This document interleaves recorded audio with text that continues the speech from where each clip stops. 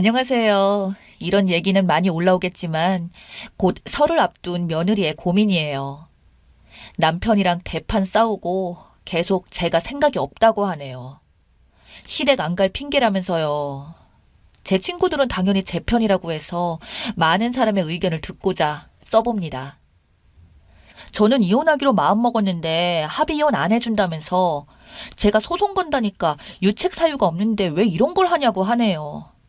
이틀 뒤면 제왕절개로 둘째 출산 예정이고요. 조리원 들어갈 거고요. 마지막 출산이라고 제가 조리원에 3주 간다고 했어요. 수술하고 3일은 남편과 친정엄마 5분 거리에 사시니 함께 봐주시고 첫째랑 떨어져 있기 싫어서 첫째는 올 수 있다고 해서 제가 보면서 병원에서 어린이집 가고 다시 병원으로 오기로 했어요. 할 수 있는 선에서는 해보려고요. 근데 남편이랑 시댁이 출산하고 제왕절개는 일주일만 쉬면 설날이니까 조리원 바로 가지 말고 집에서 있다가 설날에 제사 지내고 설 연휴 끝나면 조리원 들어가래요. 제가 이번에는 못 모이는 거 아니냐라고 했더니 그거랑 무슨 상관이냐고 가족이라서 상관없다네요. 설명을 아무리 해줘도 빡빡 우기는 거예요. 신생아 태어난 지 일주일도 안 됐고 실밥 풀고 바로 힘들다고 하니 젊은데 무슨 걱정이냐고 하시는데 어이도 없고 아기가 너무 어려요. 그리고 들어보니까 둘째가 후 배앓이도 심해서 실밥 풀고도 힘들다고 아프다고 해서라고 하니까 그건 누워있는 사람들이 그런 거지 움직이면 회복도 빠르다. 움직여야지 누워있으면 더 힘들다네요. 시어머니 말도 웃긴데 남편은 엄살 피우냐고 제사하기 싫어서 이 핑계 저 핑계냐고 하면 되지 못할 건 또 뭐냐고 하네요. 어이가 없어서 그러면 오빠가 해. 내가 왜 네 조상 재산은 내 몸 망가져가며 내 새끼 위험에 빠뜨려가며 해야 하냐고 하니까 참 말도 이쁘게 한다고 하더라고요. 시댁에도 아기가 3, 7일도 안 지났고 너무 어려요 하니까 미신이라는 둥 제사를 지내야 지켜준다는 둥 계속 가족이라서 괜찮대요.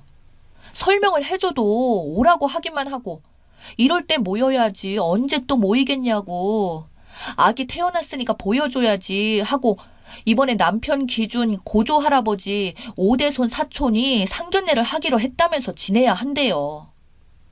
아기도 이렇게 사람을 많이 만나야 면역력이 생기는 거라면서 너도 병원과 집에만 있으면 우울증 온다고 이렇게 사람 만나야지 이러고 계속 좋게 이야기하다가 제가 열받더라고요. 그래서 저는 제 아기랑 제 몸 지켜야겠어요, 어머님. 혼자 조상덕 보세요. 전 제 몸 혹살 가면서 집안 조상 모시기 싫어요. 남편은 자기 새끼 위험한데 지켜보기만 하고 면역력 그건 이런 식으로 키워주는 게 아니잖아요. 시국이 어떤 시국인데 어머님이 신천지랑 뭐가 달라요. 됐어요. 하고 끊었고 남편은 이 핑계 저 핑계로 가기 싫은 거지 않냐고 하네요. 저 시댁에 일주일에 2번은 갔어요. 맛있는 거 시부모님 좋아하시는 간식이나 과일이든 사다 드렸고 무슨 일 있다고 하면 제가 가서 해결해 드렸어요. 가기 싫어 핑계가 아니라 애를 낳은 상태인데 한 달이 지난 것도 아니고 이제 막 실밥 풀었고 몸조리도 못하고 그걸 해야 하니 첫 출산도 아닌데 뭐 일주일이면 회복된다는 남편의 말에 어이가 없어서 정이 그냥 다 떨어졌어요. 둘째 출산 앞두고 사람이 180도 변해서 더 서러워요. 남편은 시아버지 싫다고 안 가면서 저보고는 가래요. 근데 저 한 번도 싫은 내색 안 했어요. 남편 보고는 이혼하자고 했는데 저보고 시댁에 가기 싫어서 이혼하자는 거냐며 그러네요. 어이가 없고 화가 나고 그래서 병원을 옮겨서 출산하고 조리원 다시 알아봐서 조리원 갔다 오려고요. 제가 며느리로서 시댁 안 가는 게 잘못한 건가요? 저는 진짜 이혼까지 생각할 정도로 심각해요.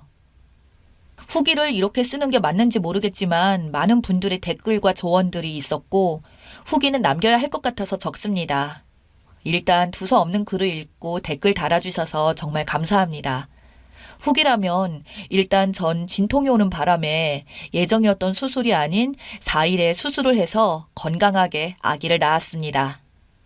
남편이 댓글을 보고는 다들 며느리라서 시댁에 시자로 싫은 거라고 하는 거라면서 며느리들이 안 해도 우리는 해야 된다고 하더라고요.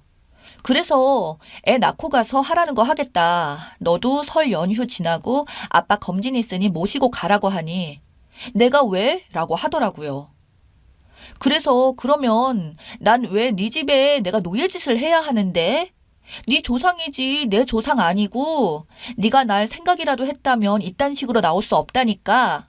시댁 가기 싫어서 별 난리를 다 떤다고 하더라고요. 그때가 애 낳은 지 한 달이 됐니, 두 달이 됐니, 일주일이니 안 되겠다라고 하니 그거랑 무슨 상관이냐고. 그래서 포경수술은 이거랑 같은 문제가 아니잖아 라고 하네요. 말이 이렇게 안 통하는 놈이었나 싶더라고요. 그런데 전 이렇게 나오는 거 보니 도저히 더 이상 같이 못 살겠더라고요. 나에 대해서 전혀 신경 안 쓰고 아무렇지 않게 말하는 태도에 저는 이혼을 결심했습니다. 다니던 병원도 옮겼고요. 조리원도 옮겼어요. 다행히 조리원에는 자리가 많더라고요. 첫째는 낮에 친구가, 밤에는 친정엄마가 봐주기로 했고요. 제 돈으로 한 집이라 비번도 바꾸고 짐도 챙겨놨어요. 남편에게는 나가라고 귀찮아서 합의 이혼 진행하는 거니까 협조 안 하면 변호사 알아보겠다고요. 명절에 이혼이 많다는데 그 이유가 며느리들이 시댁 가기 싫어서인가 본데 제가 시댁 가서 노동하고 노예짓 할 수 있는데 아이 낳은 지 일주일 된 며느리한테 제사상 차리라고 하는 것도 웃기고 막장이에요. 저더러 말도 안 통한다고 하고요. 이런 남자인지 일도 몰랐네요. 다들 댓글들 감사했습니다. 댓글입니다. 내가 지금 뭘 본 거예요? 제왕절개의 일주일 만에 이 겨울에 제사상 차리라고 말 같지도 않은 소리네요. 갓 태어난 아기한테 기름 냄새도 문제고 이 사람 저 사람 손 타는 것도 문제인데 진짜 미쳐 돌아가는 집구석이네요. 왜 이혼 사유가 아닌가요? 단체로 미친 거 아니에요? 아니 무슨 둘째 낳고 산후조리에 온 신경을 써도 모자랄 판에 애 낳고 설에 차례 지내고 조리원 들어가라니 말이 돼요? 정말인 거예요? 진짜요?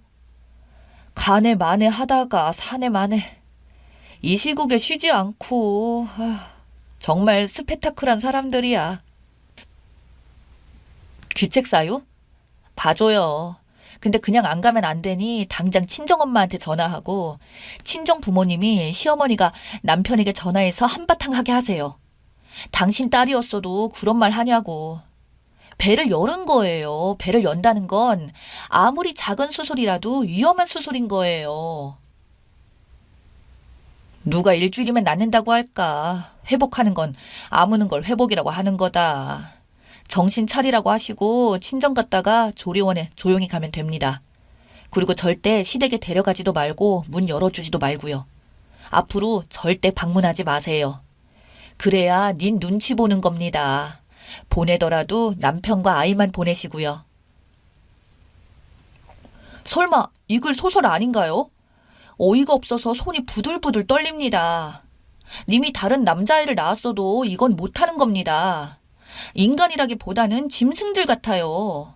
진짜 제왕절개가 무슨 간단한 시술인 줄 아나. 자연분만보다는 쉽다는데 이렇게 생각하는 사람들도 많고 애 낳으려고 배 째는 거 말고 다른 개복 수술을 했어도 저랬을까요? 371을 미신이라고 주장하는 사람들이 제사는 무슨 죽은 조상보다 산 사람이 더 중요하고 애 낳고 일주일 만에 명절 음식 하라는 것도 웃기네요. 글쓴이가 없었을 땐 어찌 지냈을까 싶네요. 움직이라고 하는 것은 그냥 산책이나 스트레칭 정도지 노동을 하라는 것은 아닙니다. 오로 빠지라고 움직이는 거예요. 제왕절개 한 사람이 애 낳고 일주일 만에 노동하면 온몸이 다 망가져요. 평생을 골골거려야 합니다. 그거 그냥 자체가 이혼 사유 아닌가요? 통화 내용 녹음해 두셨으면 좋겠네요. 아니 진짜 미친 척하고 악이 없고 가겠습니다. 해도 미쳤냐고 뜯어 말려야 할 판에 일주일 된 신생아를 데리고 간다고. 이 정도면 학대 아닌가요? 3-7일 이전에 아기를 외부에 내보내는 게 미신이면 제사도 미신이죠. 그리고 글 쓴 거 보니 남편이 설날 제사라고 한 것 같은데 설날은 제사가 아니라 차례입니다. 그런 구분도 안 되는 남편이랑 대체 살맛대고 어떻게 사신 건지. 누가 봐도 미친놈으로 본다. 남편은 생각이 있는 건지 없는 건지. 개복 수술하고 일주일 돼서 제사 지내봐라. 미친놈이 일주일이면 조리원 가서 침대에서 조심조심 돌아 누워도 쉽지 않은 판에 제사 같은 소리 하고 있네. 이래서 시댁은 시댁이라고 하는구나. 너무 현실성이 없어서 주작 같기도 하네요. 제왕도 수술인데 그 갓난쟁이를 데리고 면역력 키우려 오라고? 우울증 걸린다고? 입으로 똥을 가네요. 어떻게 사람이 저러지? 남편은 충분히 유책 배우자인데 그냥 이혼 서류 써서 지보고 신청하라고 해요. 저렇게 살 바에는 그냥 혼자 살겠어요. 나도 조리원 3일째에 제사 지내러 오라고 시부모가 말하더라.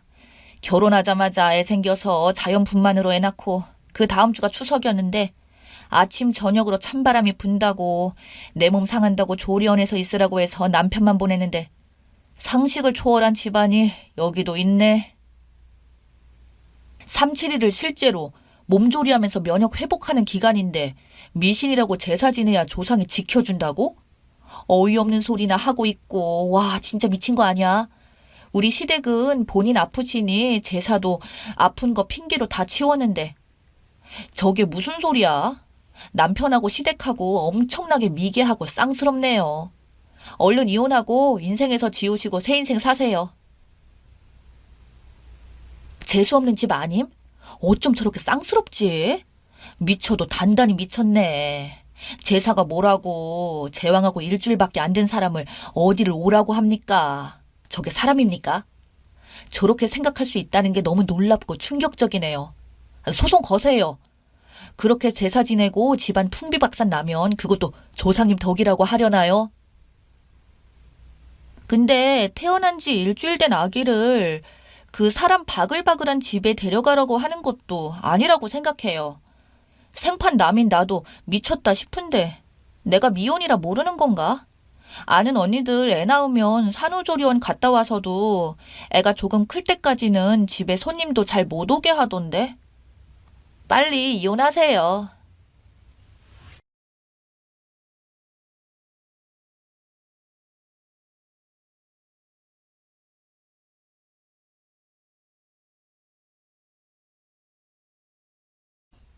안녕하세요. 신혼 3개월 한참 좋을 때인 여자입니다. 남편과는 대학교에서 서로 눈 맞아 연애하다가 군대 기다렸고 6년간 연애하고 여름에서 가을 사이에 결혼했어요. 비용 문제에 대해서는 자세하게 적지는 않겠습니다만 남편은 정말 몸만 왔다고 생각하시면 됩니다. 6년 연애하면서 흠잡을 것이 딱히 없었어요.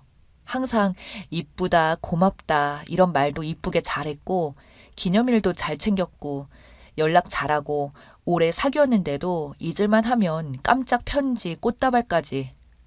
자다가도 추워서 뒤척이면 본인이 일어나 이불 다시 덮어주는 등 다정다감한 남자 그 자체였어요. 연애 때 싸운 적도 정말 손꼽는데요. 그랬기에 이른 나이에 결혼하고 강행한 거죠. 결혼식 올리고 나서 사정상 신혼여행을 바로 못 가고 2주 정도 지나서 갔는데 신혼여행 때부터 이 사람이 내가 알던 사람이 맞나 싶을 정도로 이상한 행동을 했던 것 같아요. 신혼여행에서 관광지를 가도 맛집을 가도 이 사람은 툴툴거리기만 하고 이유 없이 짜증을 많이 내더군요. 날씨가 덥다, 사람이 왜 이리 많냐, 음식이 왜 이리 비싸기만 하고 맛은 형편없냐, 짜증나니까 그냥 들어가서 쉬자. 이 말을 신혼여행 내내 입에 달고 살더라고요.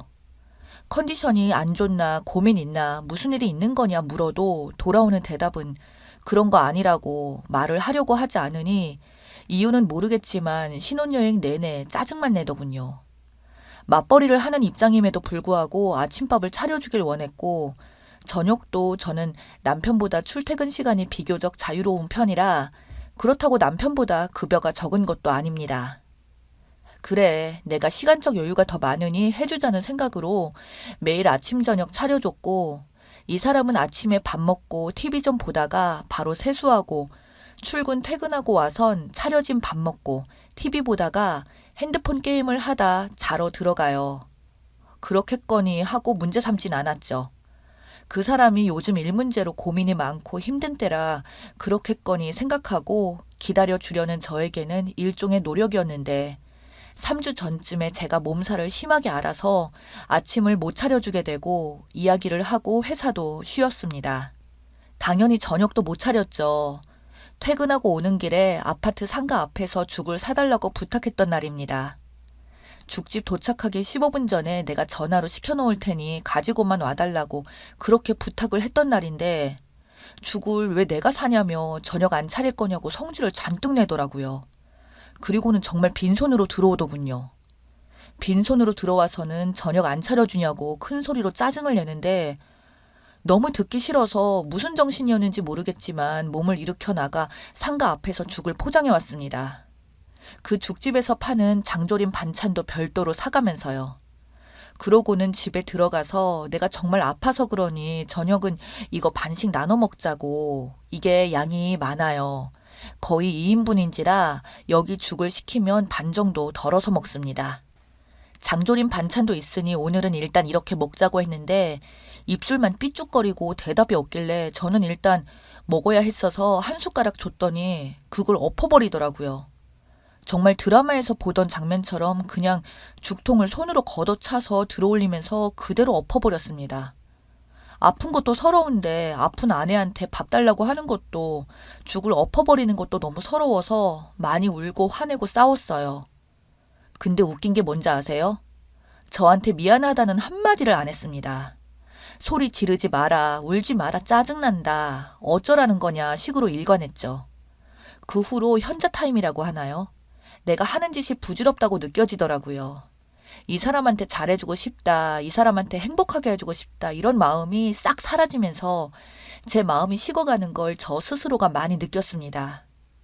이 사람도 저한테 딱히 시도하거나 하는 것도 없었고 하루하루 지날수록 원래 이런 사람이 아니었는데 결혼 후부터 왜 이렇게 달라졌을까 생각하다가 생각하는 것도 그만뒀네요. 원래 이런 사람이었겠죠. 긴 시간은 아니었지만 시간이 갈수록 이혼으로 생각을 가지게 됐어요. 참 웃긴 게 이걸 입 밖으로 꺼낸 것도 아닌데 이상한 낌새를 눈치챈 건지 며칠 전부터 연애 때처럼 돌아가서 다정다감하게 대하려고 하더라고요. 너무 웃기죠? 그리고 제가 어제 저녁부터 몸이 살짝 으슬으슬해서 죽 포장해 와서 혼자 밥 먹고 나머지 반은 오늘 아침에 먹을 생각이었는데 오늘 아침에 보니 제가 출근 시간이 더 늦기도 하고 이제는 아침밥도 차리지 않으니 제가 더 늦게 일어나요. 제가 먹으려던 죽 반그릇을 본인이 먹고 있더라고요. 그냥 사이코패스처럼 아무 말도 하지 않고 아무 표정도 짓지 않고 그냥 갑자기 죽을 버렸습니다. 저도 왜 그랬는지 모르겠는데 그냥 갑자기 그러고 싶었어요. 그러고 나서 난리가 났죠. 갑자기 뭐 하는 거냐, 미쳤냐, 싸가지 없게 이게 뭐 하는 짓이냐 소리를 지르면서 손을 확 들어 올렸다가 때리지는 않고 내리더라고요. 저도 똑같이 해줬어요. 소리 그만 질러라, 시끄럽다고. 남편은 몇 초 멍 때리다가 그대로 나가더라고요. 그렇게 출근해서 지금까지 계속 사과하라고 전화에 카톡에 난리도 아니네요. 똑같이 밥상 엎었는데 후련하지가 않아요. 6년을 연애했고 정말 좋은 사람이다 싶어 결혼을 했는데 3개월 만에 이혼하려니 참 허무하고 나도 똑같은 사람이 된 기분을 지울 수 없고 이 사람 정말 밑바닥까지 갔구나, 돌이킬 수 없구나 이런 생각들 때문에 후련하지 않은가 봐요.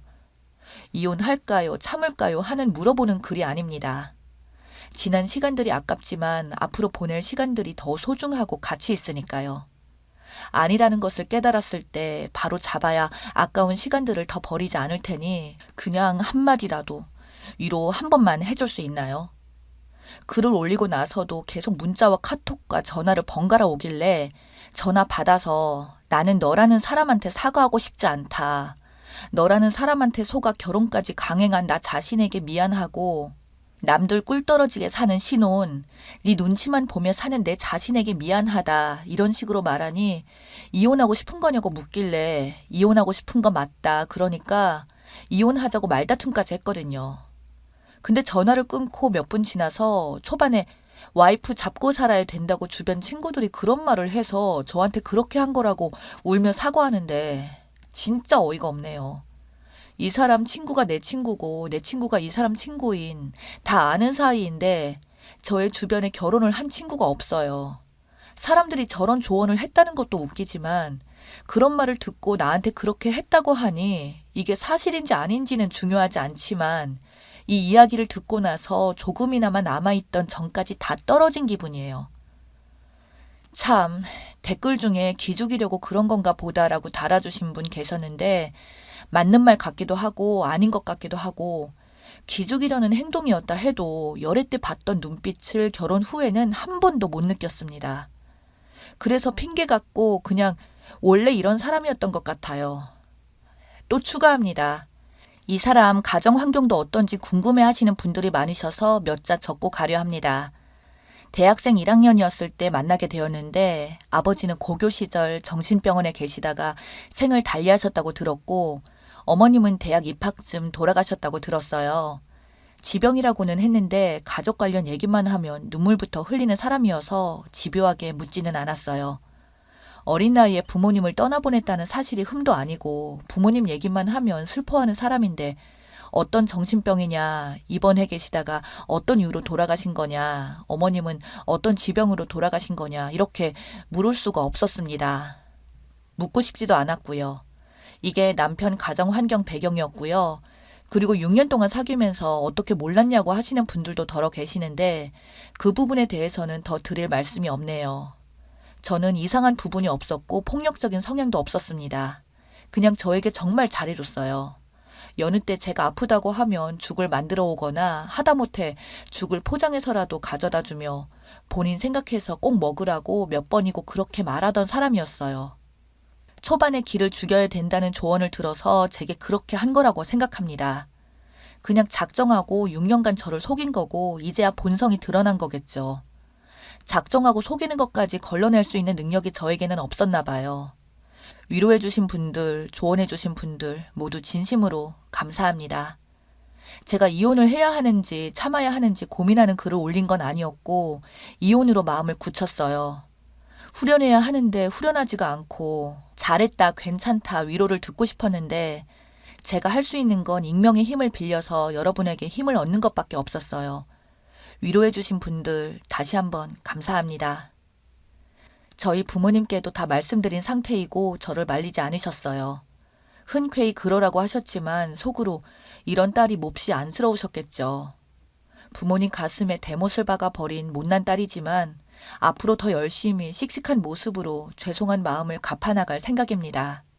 저희 부모님께서 발이 넓으신 덕분에 유능한 변호사분의 도움을 받을 수 있을 것 같고요. 상대 쪽에서는 이혼을 원하지 않는다고 우기는 상황이라 소송으로 진행해야 한다고 하셨습니다. 댓글에서 말씀해 주셔서 카톡으로 증거 남기는 부분에 대해서도 자문을 구했었는데 혹시라도 이혼을 준비하시는 분들이 계시다면 큰 도움은 안 되겠지만 아래 내용 참고하세요. 결론만 말씀드리자면 모든 내용이 증거 자료로 활용되진 않지만 성립 조건이 있더라고요. 일단 틈틈이 수집을 해두라고 하셨고 신혼집이 제 명의이긴 하지만 현재 상황에서 이 사람을 쫓아내게 되면 나중에 저에게 불리하게 작용할 수 있다고 하셔서 제가 그냥 친정에서 지내고 있어요. 한시라도 같이 있고 싶지 않고 똥은 더러워서 피하는 거니까요. 추후에 일이 모두 마무리되면 다시 찾아올지도 모르겠습니다. 대망의 2년 후 후기입니다. 안녕하세요. 고민도 많고 힘들었을 당시 얼굴도 모르는 많은 분들의 답글을 보며 위안을 받았고 그 답글 중에는 늦더라도 후기를 꼭 알려달라는 분들이 많이 계셨죠. 많이 늦었지만 그 후의 일들에 대해서 알려드리고자 합니다. 말도 안 되는 일을 겪었기에 당연히 갈라서야겠다고 결심을 했었으나 모두 정리하는 때까지는 생각보다 오래 걸렸어요. 과정은 생략하겠습니다. 시간이 오래 걸린 이유는 글을 보신 분들은 아시겠지만 제가 감기 기운이 잦았었는데 그게 임신 초기 증상이었고 생리도 워낙 불규칙적이었고 임신을 경험해 본 적이 없던 터라 몸에 나타난 사소한 변화들이 임신을 알려주는 증상인 줄도 모른 채 지냈어요. 갈라서는 건 갈라서는 거지만 나에게 찾아온 생명은 당연히 낳겠다고 생각을 했는데 저희 친정엄마는 찬성, 아빠는 반대 입장이셨지만 결국 제 뜻에 따라주셨어요. 낳겠다고 다짐을 하고도 당시에 스트레스를 많이 받았고 뭔가 마음의 여유가 없어서 노심초사하며 지냈는데 다행히 건강하게 태어나줬습니다. 초보 엄마를 만나 고생이 많은 아주 어여쁜 공주님이었어요. 현재는 친정 엄마도 적극적으로 도와주고 계시지만 도우미 아주머니의 도움을 더 많이 받고 있어요. 저나 친정이나 금전적으로 어느 정도 여유가 있어서 정말 다행이라는 생각을 많이 하게 되는 요즘입니다. 그리고 평소에도 저희 부모님을 너무나도 존경했지만 제가 아이를 낳아 키워보니 존경심이 몇 배는 더 들더라고요. 전 남편은 아직도 아이들을 바꿔가며 카카오톡으로 메시지를 보내는데 매번 차단을 하고 있지만 일주일에 두세 번은 새로운 아이디로 연락이 와요. 저는 직업 특성상 연락처를 쉽게 바꿀 수가 없기에 아직 연락처를 바꾸지 못했는데 조만간 연락처로 바꾸려고 계획하고 있습니다. 아무튼 요즘에 저는 다크서클이 턱까지 내려온 느낌이지만 서툰 실력으로 육아에 전념하며 지내고 있습니다. 언젠가는 익숙해지겠죠. 편부모 가정에서 자라게 될 아이에게 아빠의 빈자리가 느껴지지 않도록 따가운 시선을 받지 않도록 여러 방면으로 많이 노력해 보려고요. 그 당시에 저에게 많은 위로를 건네주셨던 마음씨 따뜻하셨던 감사한 몇몇 여러분들께 다시 감사의 인사를 드립니다. 시간적 여유가 없어서 짧은 글로 마무리합니다. 모두 행복한 하루 되세요. 읽어주셔서 감사합니다.